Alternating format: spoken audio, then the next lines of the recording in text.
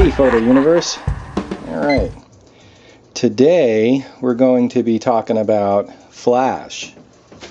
And more importantly, some new ideas that I've had making my life a lot easier. So, we're going to start with this Canon here. This looks like a mess, sorry about that. That's a Canon G12 with a Canon 430EX2 TTL flash.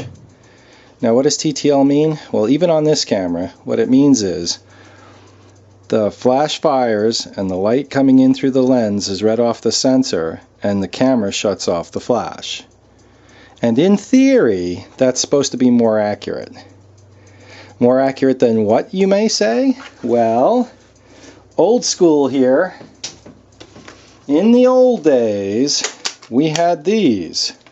That's a Vivitar 285 HV zoom thyristor. And how this works is, camera's under here, flash goes off, this sensor in the flash reads how much light hit the subject and shuts the flash off. So it doesn't go through the lens and shuts the flash off, it goes through here and shuts the flash off. And this is actually a better system. It's more accurate. Well, it's not more accurate, it's more reliable. It's more consistent. That's the word I'm looking for. It's more consistent. With the one exception of the Nikon flash system. The Nikon flash system is better than this. Okay? But the Canon flash system, it's better than it used to be, but it's not better than the old TTL. Kind of goofy that. So, we're going to talk about the Vivitar. Because recently I've discovered that these work fine. Well, I didn't discover it. This is what I used 25 years ago. 20 years ago. And it worked great. And you know what? It still works great. This is how it works. You got this dial over here. This dial does nothing. It's just a calculator. It helps you calculate what setting you want. The bottom line is, with 100 speed film, blue is f8. So you hear a lot about fill flash. Guess what? I'm at a wedding, I'm photographing away, I'm at f8 with 100. Turn it to red. Red gives me f4.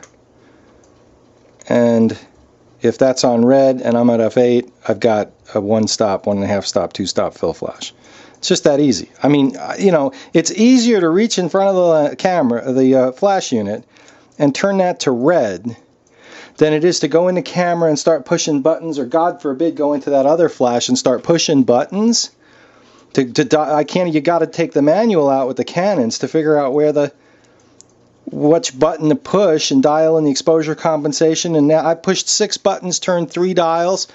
Here I went from blue to red. Or let's say I'm shooting at 400 ISO, I just go to yellow. I got fill flash. It's just that easy. The only drawback of these flash units is they only tilt, they don't swivel. This head doesn't turn.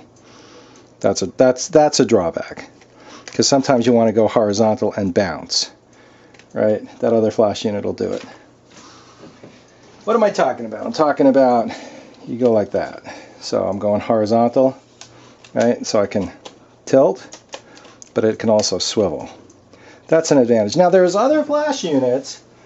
They're not currently in production anymore, like the Sunpack 383 that tilted and swiveled. I don't think the Sunpack 383s were made as well as the Vivitars. Also, this is a brand new Vivitar, made by a different company. Well, it still says Vivitar, but it's not the original Vivitar. Vivitar kind of went out of business and they got sold.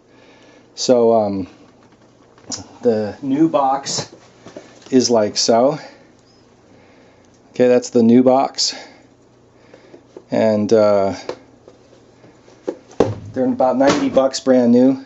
The fit and finish isn't as good as this was. This is a quality unit. They cheapened it up a little bit. Still functions, still works. Probably your best bet is go up on eBay and get the old ones in the old box. if you see this box, that's not it. I don't have an old box to show you. It's not that one. So, or get the 383s. So, 90 bucks or cheaper on eBay for the flash unit. Paramount sync cords. Best sync cords in the world. It's just that easy. If you wanted to go off-camera flash, you take your Paramount sync cord, Vivitar to PC, plug it in right there. There you go. Now you're off camera. Get a strobo frame quick flip 35 bracket. It's just that easy. Okay? And there's nothing to go wrong with that. I mean, it's not complicated. It's cheap. These are 15 bucks. I'm not spending $60 on a TTL cord that half the time it doesn't work anyway. Okay, if you really want to go bulletproof, this old one has an old flash foot 1 on it, because this is the weak link of these systems, is these feet. They're designed to break so they don't break your hot shoe off your camera. So you swap them out for these guys here, and now you're going household to PC. Doesn't get any better than that. Household to PC. Groovy. Off camera. 15 bucks. Other games you can play. You get your Pocket Wizard. Right?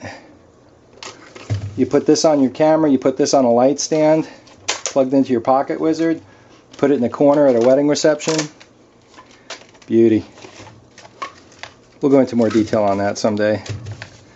So, you know, we're talking, this flash unit here is 250 bucks. Everything in this case except for the Pocket Wizards is 250 bucks or less.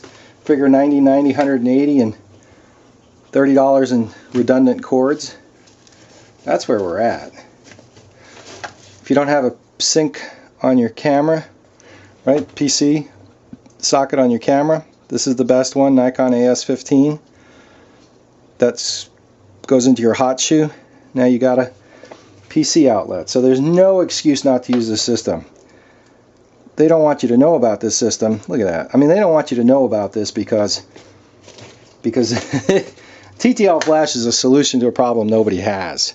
There's very few instances you doing macro photography or art reproduction photography, then TTL's better.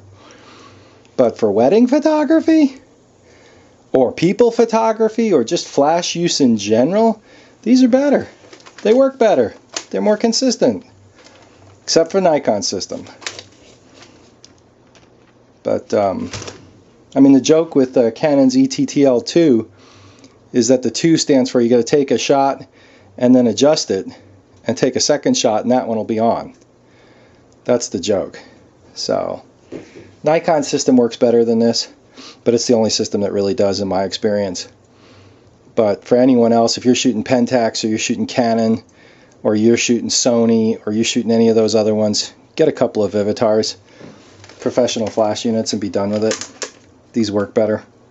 This one's probably 15 years old. This is a veteran from the old wedding wars when I used to crank out a lot of weddings. It works fine. Taking thousands of exposures, tens of thousands of exposures. Works great. Don't know if this one will last as long. It's just not made as well, but at least it's still being made, so there is that.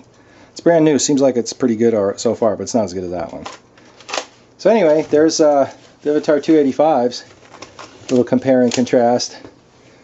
And I'm going to wrap it up. So that's Ed with Photo Universe, talking about non-TTL flash and how it's actually might be better. Thanks for watching. Subscribe. We'll bring you more of this kind of stuff. Talk to you later.